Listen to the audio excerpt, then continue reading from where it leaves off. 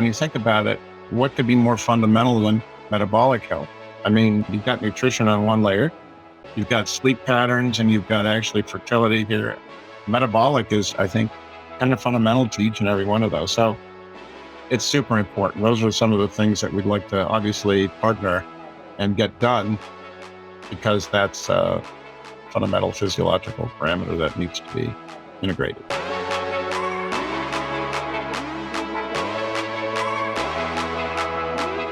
I'm Ben Grenell, part of the early startup team here at Levels. We're building tech that helps people to understand their metabolic health, and this is your front row seat to everything we do. This is a whole new level.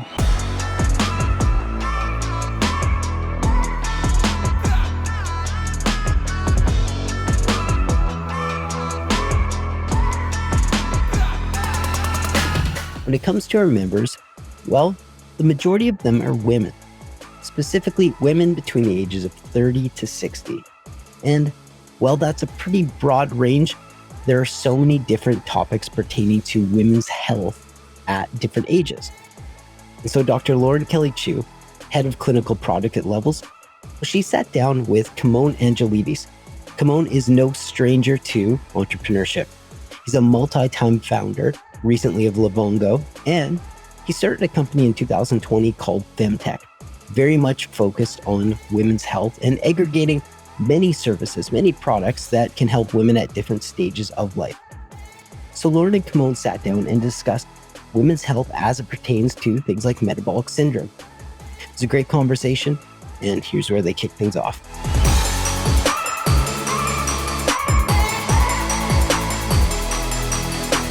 I'm really excited to have this conversation because I think there's such a need for the work that you're doing, actually at all of the companies that you've built.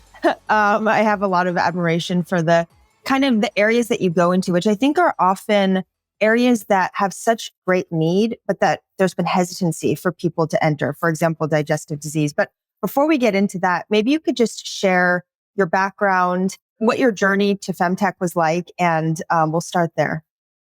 Yeah, well, thank you, by the way, for that. Yeah, so the journey of that lowly Y chromosome to FemTech is an interesting one in that respect. But I've actually always been interested in, and I think looked at the importance of kind of really what I would call three themes. And the first is really continuity of care. And so much of what we have now in healthcare, whether it's digital or virtual, or whether it's in the clinic, essentially has really been fragmented. And so I've been a big proponent of trying to promote, continuity of care. And that's, like I had diabetes clinics, which literally were bricks and sticks facilities, where we actually coordinated the care for people who had diabetes, so they didn't have to go to 5 different places. And the same thing with, if you take a look at digestive, really, the continuity of care, because there's so many different types of services that folks need who have a digestive condition. And the variability of the conditions are so great that it really does require a lot of services. And then when you take a look at women's health, and the reason we got into women's health, originally when I went into Vivante and before that, Livongo, when I went into it, I was really interested in trying to understand and use digital methods to track very subtle immune conditions or conditions that were really very subtle, and IBS being one of them, of course. They don't have well-described symptomology. Well, symptomology they do, but in terms of diagnostics. So with women's health, the reason I got into it is I saw that the market was so fragmented, that there were a lot of point solutions in fertility, some point solutions in pregnancy, some point solutions in maternity and menopause. And goodness, that's just not how someone carries out their life, right? And that was kind of number one. And number two, they were not coordinated. So, once a woman gets pregnant, then do they have to actually find another provider or another service, whether it's a digital service? It seemed kind of absurd. And then the very last thing that I didn't want to do, whether it was the Y chromosome speaking, is that I saw all of these companies were around the reproductive machinery of a woman. And I said that, reproductive machinery. They really didn't create the whole holistic ecosystem around a woman. So that's kind of the journey. And that's what we wanted to build. And that's what we wanted to provide. A complete sort of ecosystem of products and services at all stages for women. It's an amazing journey. And for people listening who don't know, IBS, for example, is really one of the most common digestive diseases. It affects you correct me here because my data is probably a little bit old, but up to 1 in 5 people. Yep. But nobody talks about it. And I think there's a real corollary there with what you're talking about on the women's health side. Even in fertility, you figure a condition like PCOS, again, up to 1 in 5 women or potentially even above that, but very little conversation. What was the kind of first moment where you realized that you wanted to work on women's health rather than, for example, going deeper into digestive disease? And I know Vivante continues, but in terms of your personal commitment and time.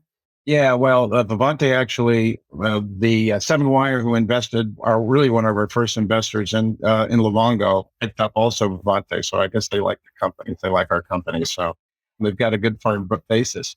I think the realization is when I was really looking at in digestive, and I was looking at, I guess you would call invisible and neglected and stigmatized diseases. Predominantly, they were really sort of manifested by women. I mean, they were the chronic fatigue syndromes, the lupuses, the fibromyalgias. And it's very often that most physicians, primary or otherwise, actually even GIs on the irritable bowel syndrome, dismiss it as it's all in your head, right? Mm-hmm. And so a large proportion are actually put on antidepressants and a variety of different things. They have a real physiological substrate. So that's kind of really was the entry point. I saw these women who had invisible diseases. They say, well, you look okay on the outside, but no one really knew they were suffering on the inside. And so when I looked at women's health, I saw kind of the same thing. First of all, women are so busy. I don't know how you do it. I really don't, honestly. I'm an older person now, and the demands on women are just so incredible with caretaking families, being professionals, doing all of this. So having to go to 5 different places to get nutritional support or gynecology support or going diagnostics, I said, this is absurd. And then the second thing, as a physician, for example, understand that most of what we know is crazy. Most of what we know actually came from men's health, right? And so the physiology doesn't translate. And so the last thing I'll say on this is that when we started to look at really what are the differences, if you take a look at the genetic level, we're all the same genetically in that respect. It's how we express our genes, number one. But then also, if you take a look at the microbiome, what lives on a woman on the skin and the hair and the vaginal microbiome are completely different. And so there really are unique fingerprints on the physiology that I think we really haven't taken advantage of in terms of delivering the types of products and services that really are specific. So that really excited me to be able to have the continuity and to develop some things that were really specific for women's physiology. I mean, I love the biology. The biology is really, the biology speaks. And so that really is important to me.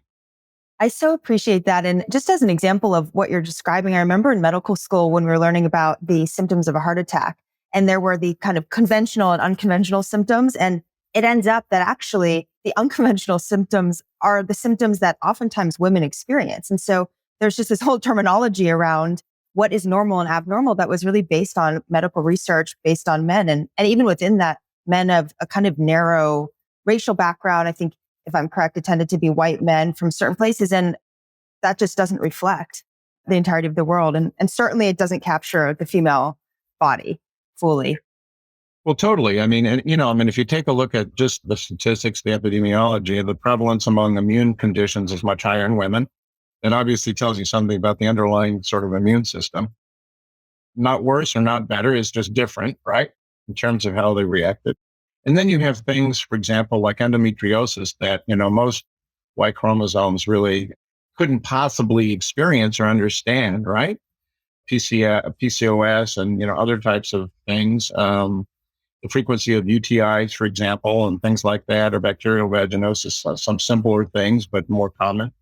They're just distinct differences that I don't think medicine is being particularly catered to. And so I think this is a great opportunity to bring this to light. I completely agree. So let's talk about FemTech.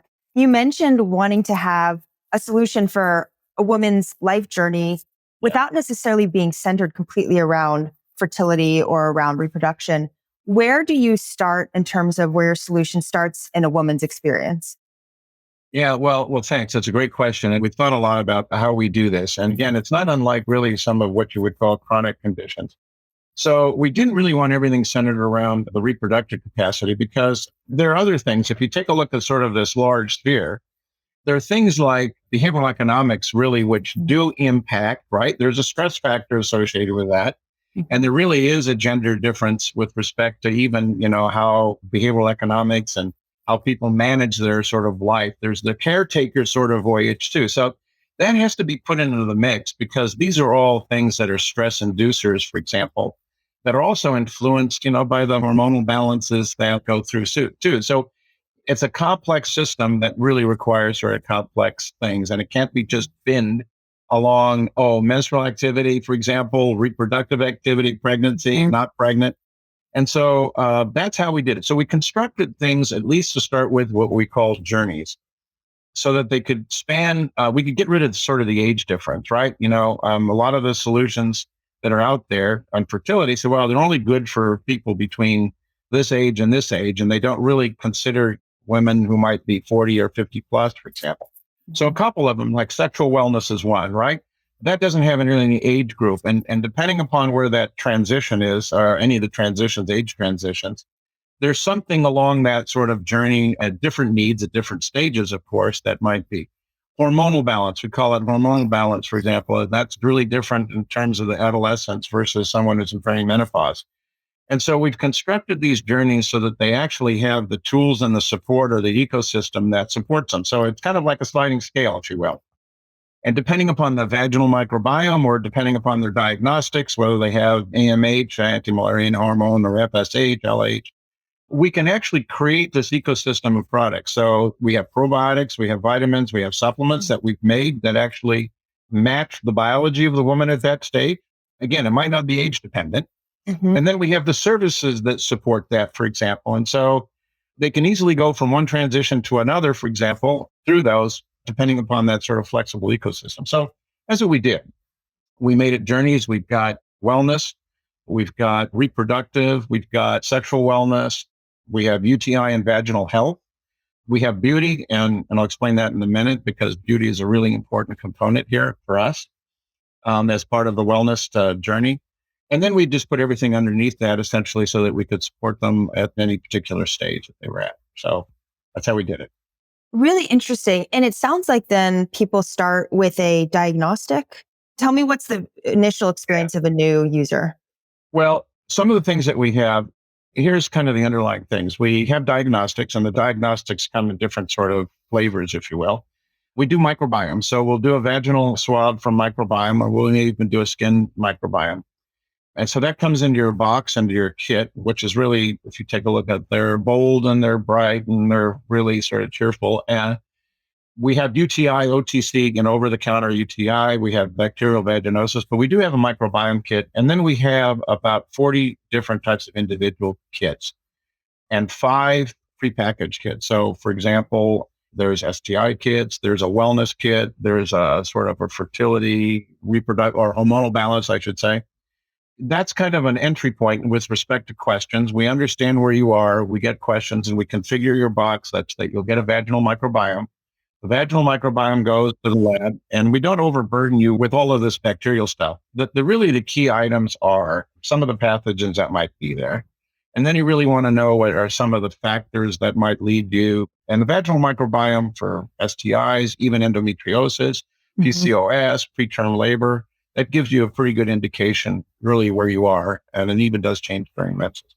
So diagnostics is one. We have a telemedicine network.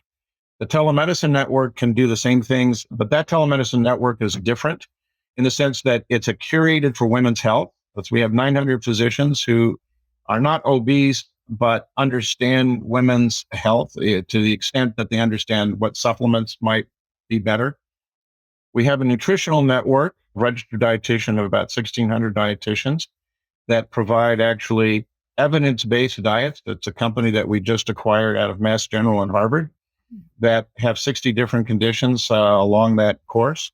And then we have our products, So last thing I'll say on this is that, for example, once we know in the vaginal microbiome, we know what that sort of the ecosystem or that sort of community group is, then we provide probiotics to make sure that we either maintain or restore the normal flora. For example, when you get dysbiosis, oftentimes bacterial vaginosis comes in. Instead of using antibiotics, then we have probiotics that are patented that will actually come in and restore that normal flora. So those are the types of things, diagnostics and the products to match that, plus telemedicine and nutritional type of support together with that.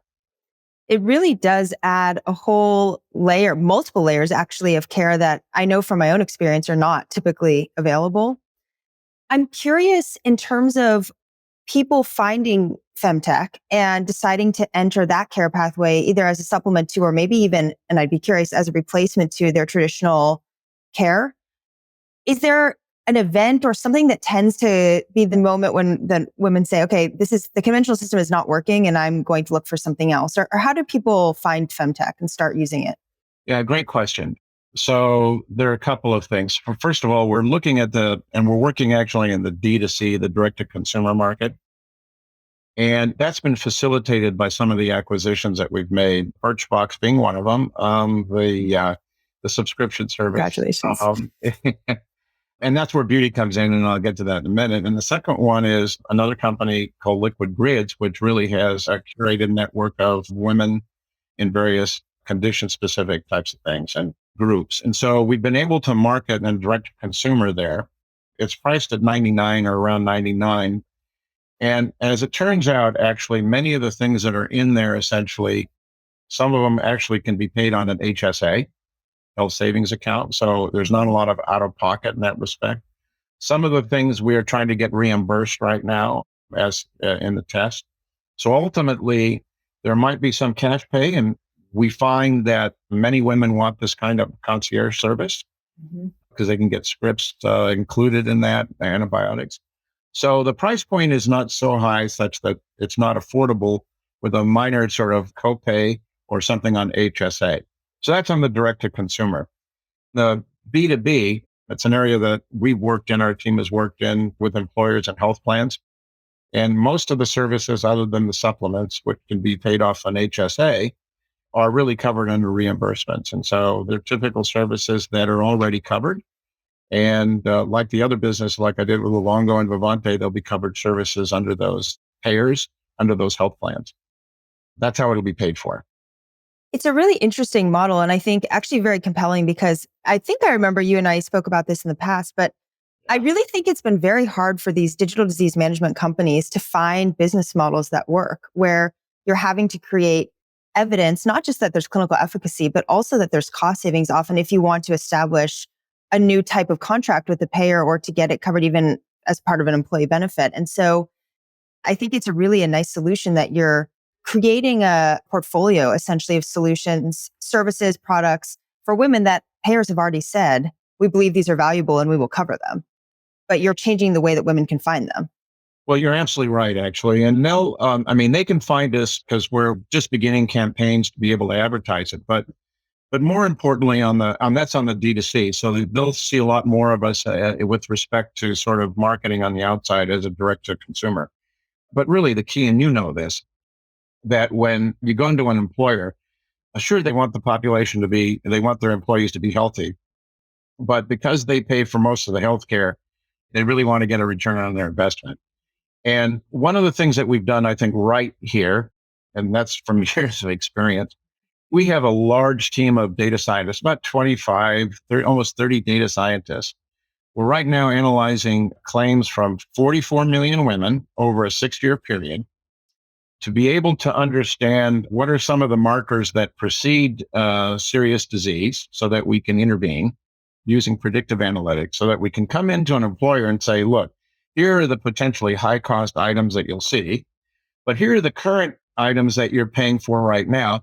They don't want to pay anything extra for our service, no matter how good it is. And these digital health startups think that generally they'll come in and they say that an employer or your solution is so wonderful, we'll pay extra. They don't want to pay extra for it. So you have to figure out, and that's why we're really data sensitive, is really where you can come in, understand what the cost structure is, know what your intervention is so that you can save the money and go ahead and do it and take the risk. And we spent a lot of time doing that. And that's the only way it really will fly. a very wise investment, because I think oftentimes when people are thinking about companies like yours or any of these, like I say, disease management companies, it's hard to imagine the number of haircuts that happen in between, for example, even getting that enterprise contract with an employer and the number of users. And then if you're sharing risk, it's not even the number of users you have, it's the number who have had clinical efficacy or whatever the other outcome is that you're tracking. And it goes from, we just contract with a 20,000 employee company to we have 400 users that we can prove benefit, right? And that's where the money's coming from. It's an incredibly hard thing to do. It is. You're absolutely right. So I'll use the analogy, really, you really have to have the plane already built before you go into one of these employers. You can't, and you're right, it's a statistical argument to look at the employer. So you need to know what the data looks like when you're going in. And if there really aren't a lot of high costs, I mean, it's hard for us to provide value to an employer that doesn't pay very much for their benefits. And so you might have a great contract with an employer who's well known, but they don't pay very much, right? So there's no point in doing that because you'll never get there, versus an employer who really is concerned about their employees and will let you essentially do what you think you need to do on the intervention. And so you have to be really very selective in that respect, and you have to be armed with data before you go in, and you can't collect it as you go on. So you know what it's like, and you can spend a couple of years and you can see that you're at the end and you really haven't really moved the needle a lot. Exactly. I'm curious because I haven't been in this world in quite this way in a few years. Have you found that employers have gotten increasingly more savvy in terms of how to analyze and assess all these potential digital health solutions? And I compare that to payers where, of course, as you know, payers have entire actuarial teams. They're very sophisticated in their understanding of risk. That's their bread and butter, is understanding risk. 100%. But at least a few years ago, I think employers, especially for solutions for conditions like digestive disease, where there wasn't as much of an understanding or acknowledgement of what the real toll is. Yeah. Has that changed where there's just a lot more understanding of what matters when selecting a solution? Yeah, that's a great question. You understand that. You understand that a lot. So first of all, I think employers are benefit folks nowadays. I mean, I started in this area back in 2004 with diabetes. So they're a lot more savvy, right? Just because there's a lot more point solutions there. They don't necessarily understand sort of the medicine or the clinical. And then I'll get to that, why digestive is one of them. But they understand that they do need to do something to be able to provide a good service to their employees. The health plan doesn't always do that. They'll come with some programs, but it is really incumbent upon them. And some of the employers are pretty savvy because they do have actuarials. So either they partner with some of their brokers. And so that's why we as a company, for example, have to be pretty savvy because we have to have all that actuarial analysis because someone's going to do it anyway. So, we better do it right. We better go in there so we know what we're talking about because we're going to, the most sophisticated ones are going to be ready employers. So I think that's really kind of large part that the employers really have gotten a lot more savvy. Like you say, the health plans, I mean, this is what they do for bread and butter. And again, if you're not prepared to go toe to toe with it on the same set of data, then it's going to be a hard sell. It's going to be a hard sell to come back essentially and give them what the return is. But as you know, as a physician, again, here's the key. The key is you need to know some medicine. You can't do this as a tech play. You know this really well because digestive disease, it took at least a couple of years to be able to educate people, right? They just didn't know, how could this be a problem? And so you got a couple of years. Women's health is a little bit different, but it takes a couple of years. And you need to understand what the clinical pain points are, really. And so you need to be savvy as a company and understanding what really sort of the medicine is before you can really do anything, right? The numbers don't mean anything if you don't know anything about the medicine, right? Completely. Completely. It's interesting actually that as you were saying that, I was thinking to myself, this is an interesting example of, I believe that in general, HR and people organizations at employers still tend to be female heavy in terms of the composition of those teams. So this is actually an instance where you're selling to people who really understand the pain points potentially. And of course, every woman's experience is different in terms of interaction with the healthcare system, but that's actually a pretty unique thing. And the reason that I was thinking of it is because that was some of my experience with IBS is it is so common that when you're trying to sell a solution for that, it may be that it's not on the top 5 priority list for a company, but the person that you're selling to very well may have IBS. 100%, 100%. And you hit it exactly right. And that's where you click, by the way, because it becomes a personal experience, right? Mm-hmm. And Yep. that's part of the education. The other 4 don't get it, but that one does out of the 5, right? Mm-hmm. But you're 100%. In our particular case, look, we're dealing with 50% or even 70% of the population and an employer who would be female. What's odd, of course, would be me as a guy, and I'll say this right off, I don't understand it all. I don't. There's no way I can. And I don't understand how certain things feel at things. I can understand it from a clinical point of view, and I can understand it and that's why, in essence, we have an all-female team because they understand it. They teach me, but I still can't understand it because I can't experience it. So I think that's where we're really on par with some of these employers and the benefits is that they understand each other and they understand where the things that need to be shored up as well. So that's kind of where we're at on that. Oh, I appreciate you saying that because I think it is so true that you can't really understand an experience unless you are having that experience. Correct, yeah. And has it been uncomfortable at times, I guess, to be leading in this space as a man? How has that played out? I'm curious.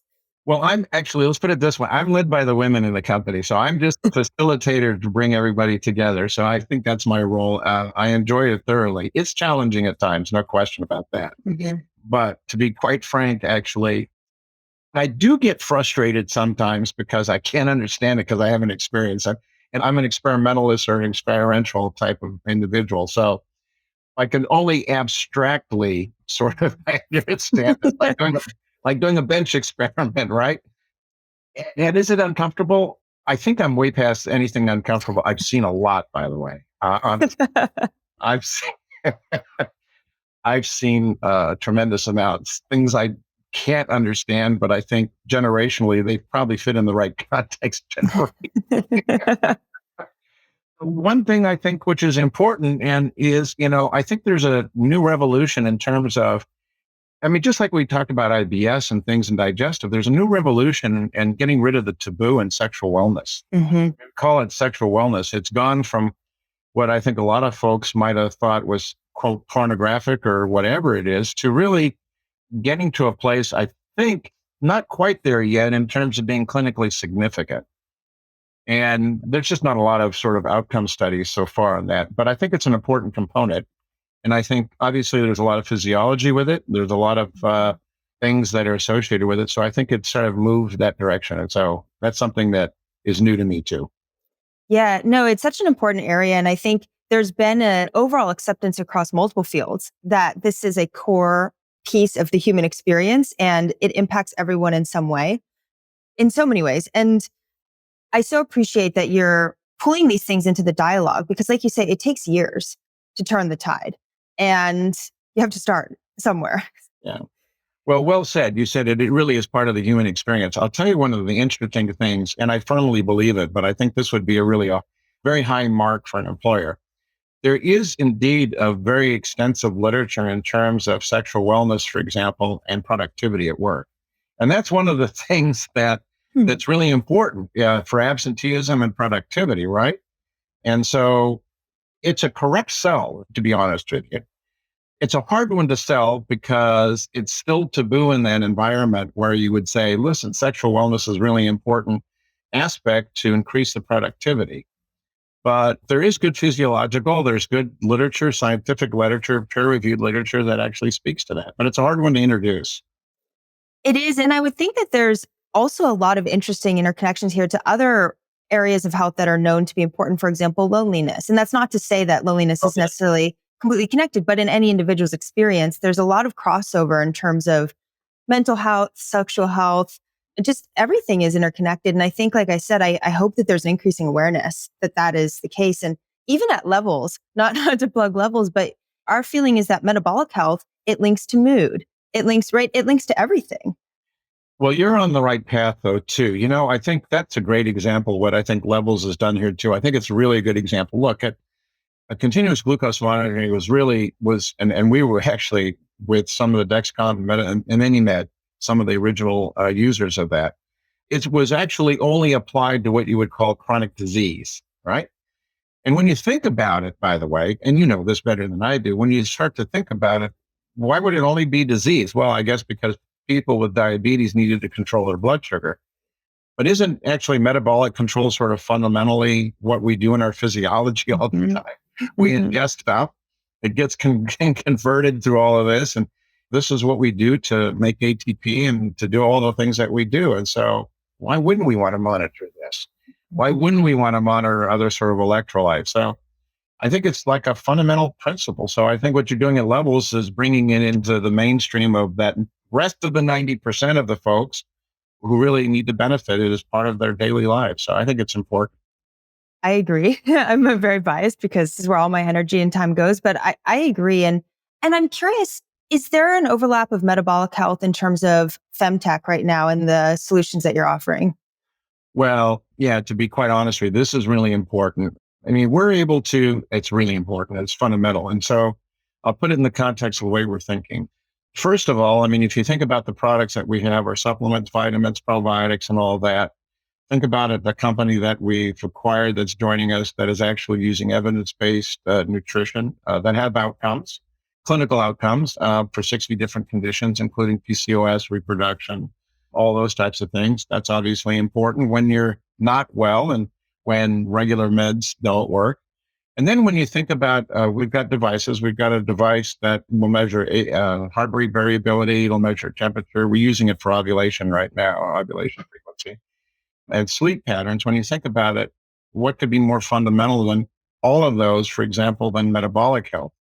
You've got nutrition on one layer, you've got sleep patterns, and you've got actually fertility here. I mean, metabolic is, I think, kind of fundamental to each and every one of those. So it's super important. Those are some of the things that we'd like to obviously partner and get done because that's a fundamental physiological parameter that needs to be integrated. I agree. And that's a lot of where I spend my time at Levels, is just thinking about what this interplay is between what we would think of as conventional clinical conditions and these underlying metrics of health that really are the foundation, I think, of all of this. And you mentioned microbiome. I'm curious, how does that work? Is that something that people do when they first join, when they feel like it throughout their experience? And how does that intersect with then the products that they choose to select? Yeah. So they can do it throughout each of these sort of voyages. But let me give you one really good example. For some folks, for some women, for example, who might have recurrent UTIs, there's a very distinct fingerprint, if you will, for that dysbiosis of the microbiome, the vaginal microbiome. Okay. And so we've developed certain formulas, proprietary formulas with ingredients, if you will, and strains that have been clinically shown to be able to stop and or reduce that sort of recurrent UTI. So you can restore that so that you have a vaginal microbiome that is more resistant rather than having to think about doing something else and using antibiotics. Same thing with bacterial vaginosis. And that really is a dysbiosis. There's a particular strain that keeps the vaginal pH at 4.5, as you know, right? It produces lactic acid. When that one gets out of whack, all the other bacteria, because they like the higher pH, start to grow. And there you go. You start to have that issue. And so we have a formulation that actually will restore that ecosystem and start producing lactic acid by the symbiotic bacteria there. So that's why we would do a microbiome test essentially, and then match the therapy. I mean, we can always go to antibiotics, but to match the therapy to restore the normal sort of ecosystem. Yeah, but getting back to metabolic, for example, I think it's fundamental. And I think what you're doing is extremely important because, and using this type of technology, by the way, here's where I think it's going to ultimately be super important. You're going to get a big enough N, you're going to get a big enough, it's like, having millions and millions and billions of Holter runners out there. When you can start to apply AI and machine learning to example to find out what are really the outliers when, in the metabolic, and to find out what are some of the biometric signals that you would have never seen before if you had done spot testing. So I think what you're going to see is you're going to figure out some metabolic variability by this large statistical. And that's going to be extremely valuable because they're going to provide really good places to intervene. So I think that's super exciting on that 90% who already haven't been diagnosed with heart disease. Mhm. I completely agree. And are there specific areas when it comes to metabolic health and women's health? We've talked a little bit about PCOS. Are there other areas where you suspect there's a lot of improvement to be had from understanding someone's blood sugar control and then modifying it?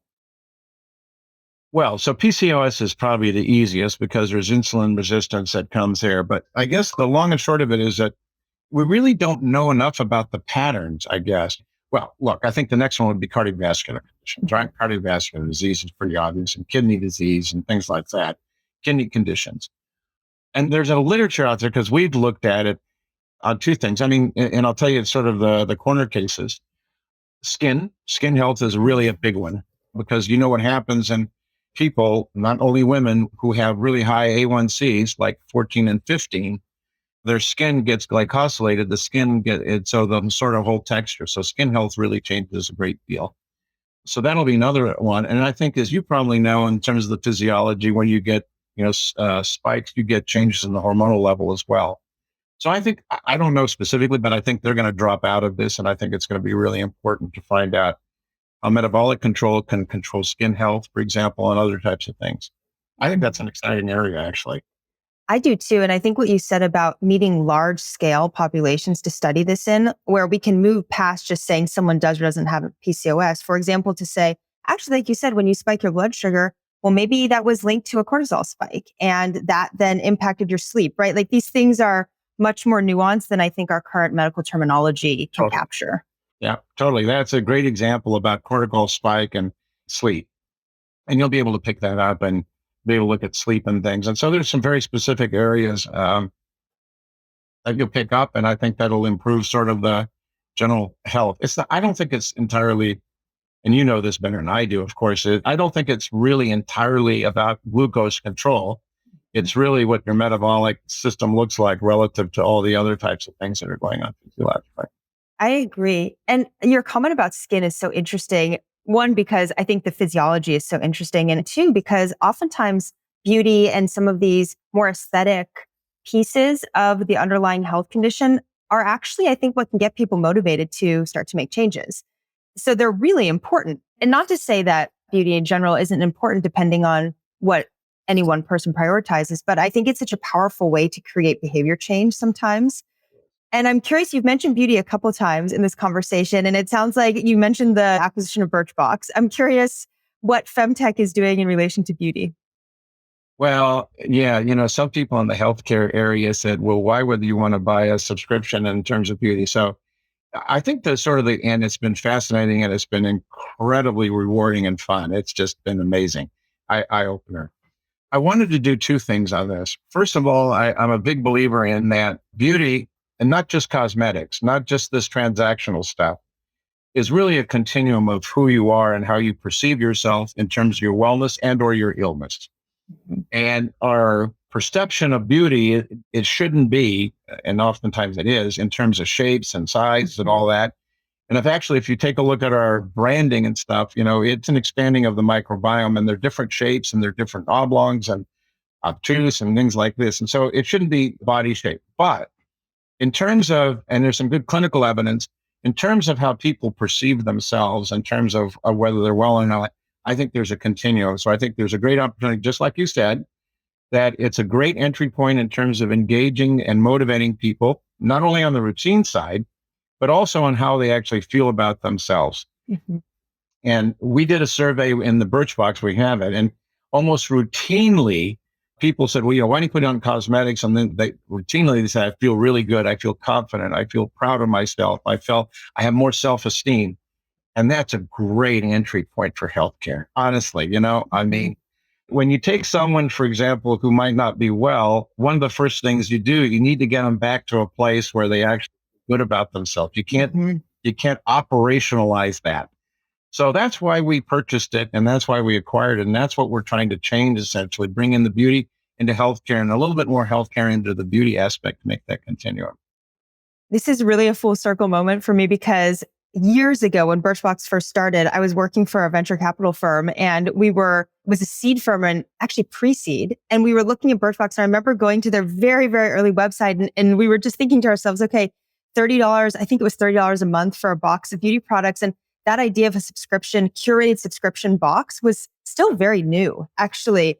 And I remember trying to figure out the business model and whether people would pay. And so to hear that now you've acquired it and you're really using it to put towards health when thought about in a very holistic way and really as an accelerator for people to start on their health journey, it's really exciting for me. And I think I'm really excited to see what you do with it. Well, it's fun. We have over 200,000 women that we're providing products to every month. So that's been really good too, because it gives us an opportunity to listen. We haven't always listened probably in the best way. We've made mistakes, but I think we're getting better at that. To be able to use that community, they're engaged, to be able to start giving them products that, actually work. That's the one thing that I saw in this market, that there are a lot of sort of cosmetic products. You go to the stores, Sephora, Ulta, and those types of things, they're just overwhelming a number of products. But because we've been focusing on healthcare, we're just like you have to be outcome driven.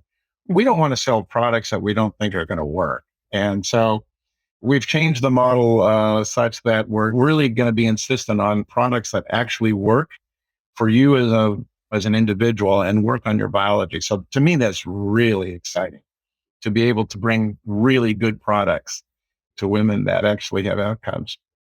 I agree. And it sounds like your product offering is really expansive. It's very impressive. And many of these are synergistic with each other, like you said. I'm not sure exactly how the tracks work, but I would imagine that someone could be on let's call it PCOS track and also on a beauty track. Totally. And those two actually play off each other really well. Totally. Honestly, there are women, for example, that have PCOS. You wouldn't know that they have PCOS because normally some people associate PCOS actually with clinical obesity, for example, right? But that's not always the case, actually. And so, by and large, we've heard from a lot of women who have PCOS that the beauty aspect is really an important aspect. And so, you hit it exactly correct. And so, I hope we can make inroads there because I think it's an important problem. And I think well-deserving sort of community there. I agree. And I think there's so much emotional energy for women, and I'm sure for men too, but not being a man, I haven't experienced that, but collective emotional energy that goes into all of these things that we've discussed. And yet there's not really a very public dialogue about it. And to your point, there hasn't been much resourcing. And even when you look at venture funding for, I guess what we traditionally call women's health or FemTech, it's been very little and it's rapidly increased in the last couple of years, but it still makes up a tiny percentage of overall funding, especially when you take out things that are related to cancers and specifically breast cancer. It gets even more, a much, much smaller piece of the puzzle. So I think it's so important. And I'm so glad that you're bringing it to the forefront. Well, thank you. It's been, look, like any of the things, it's true. I have a really great team. I have a really great women-backed team. Ultimately, we will bring on a woman CEO for the reasons I explained. I can't get it. And I think this area deserves a spokesperson who really can use this podium and this platform. But our team is really, and not to brag too much, our team has really done a marvelous job. Look, we started this in May of 2020. Wow. We started in 2020. I was able to bring on some extremely talented women from some really great places. They've done a tremendous job. It oscillates, you've been in startups and you are now. It oscillates between moments of incredible joy and chaos, right? Mm-hmm. And you set these deadlines and you get these deadlines because you've got to launch. And then you say, how am I possibly going to make this? But guess what? You do, right? Mm-hmm. Yep. It's interesting because I was listening to a podcast recently about running, and I think this was what Ryan Hall said, the famous American marathoner. And he said, everyone always says it's a marathon, not a sprint. But what people don't understand is that oftentimes at any given mile of a marathon, it actually is at sprint pace.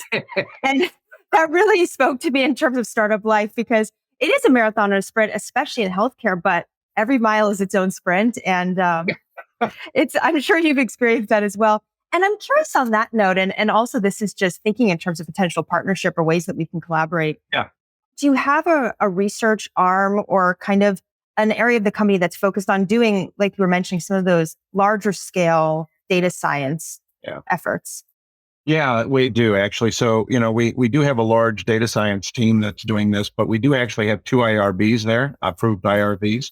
We're doing a study right now in a large population, and that's partly where Liquid Grids has really been, or that community has been really good, because they have curated communities of women like cardiovascular, PCOS, they have cancer, they have a variety of things. So we're doing a plus and minus HRT study to take a look at some menopausal interventions right now, and certainly looking at the microbiome of plus and minus HRT, and so that we can apply a certain. And we have another study with another institution, which will be announced, that's looking at IVF. One of the concerns, obviously it's a big concern, is that multiple attempts at IVF are not only really very difficult for the family, they're extremely difficult for the family. So that's why we do have some behavioral health to be able to help for those failures. But they're also very costly for an employer. And so the question there is that what are some of the markers and some of the things that we might be able to do to reduce the risk of failure? What can you do to help? What is sort of some of the background? So we have a couple of studies going on right now. And so to get that type of data, that's what we're doing. Amazing. Amazing. These are all areas that have not gotten a lot of funding and that are so important. And luckily, increasingly being recognized as employers. And like you said, by employers. And I think the impetus for that is money and cost. Yeah. But that's okay, because they deserve attention. And from my perspective, whether that comes because employers want to reduce the overall cost, or whether that comes because of some other forcing function, at least it's getting studied. Well, yeah. And so listen, with levels and metabolic control as well, I mean that it's again coming into an employer, for example, and you know this from digestive. I mean, it's coming to an employer and say, well, listen, I want to do metabolic control. Well, why? I mean, where is that? What does that really mean? And so you craft actually the offering and the argument, if you will, and the offering around that. And so there's some education. And so when we come in terms of partnering and things with metabolic and potentially with levels, what we'd want to do essentially is make part of it as a whole package. You understand that it's a continuum, essentially. They should look at this because it's really important. Well, yeah, here's the specific problem we're applying it to, but just here's all the other mass where it could be applied to as well, right? So I think that would be I think that's the objective, is how do you bring a solution like yours essentially to an employer, to a health plan? And I think the first vehicle is really to show the importance of it, to show that it actually can hit the larger population. It's like doing digestive, if 50 or 60% of the population, you need to educate the employers in terms of the importance of it. So that's where I think a partnership is meaningful, where women's health is a big category. They shouldn't be refused, actually, women's health. And so you can bring in these that shouldn't be, but shouldn't be. Right. No, it shouldn't be. And I think my numbers here are probably dated, but I remember looking at this a while ago in terms of most expensive acknowledged conditions by employers in terms of how they do their accounting of cost. And on the women's health side, it was basically pregnancy was the expense. And like you said, that really just captures a fraction of any woman's experience. And it's pretty amazing that it's taken this long. And I so appreciate your work on it, like I've said many times, because this is not only my experience, but also the experience of many of my close friends and family. Yeah. And like you said, their families. I have many friends right now who are doing IVF, and it's incredibly hard on everybody. It's really hard. I think you mentioned this as well. So I think there are so many just different areas that need to be touched. That's certainly an important one, I think, as well. So anyway. Yep. Well, and I would, of course, be interested in terms of how metabolic control and metabolic health plays into success rates. And some of them, I think there's significant reason to think that lowering insulin resistance, improving glucose control improves outcomes and improves fertility in general. But it would be nice to prove that in a real world setting at scale. Yeah. First of all, in sort of finishing up on this, is that how can it not help? I mean, you have to ask that question. Why wouldn't you want to understand the metabolic control during pregnancy, for example, or even during, an IVF. Well, why wouldn't you want to? I mean, again, I think it's so fundamental that why wouldn't it impact actually fertility? Why wouldn't it impact pregnancy? Why wouldn't it impact lactation? Why? I mean, it absolutely has to, and it does. So it's fundamental, right? I agree. And this is probably a good to be continued moment, because I would love to chat more about potential collaborations, ways we can partner. I think what we're doing is very synergistic, and it is. And even from a pure science perspective, there's so much to be learned, and it's important. It's critical, really. Yeah, I think it's really important that I think we need to bring your solution in. I think we need to do this. I think we need to make sure it's part of all of the journeys, for example, fertility, just sort of general wellness things, for example, along any of these pathways, for example. I think it's really fundamental. So I think to be continued is really our next steps, and they will be continued.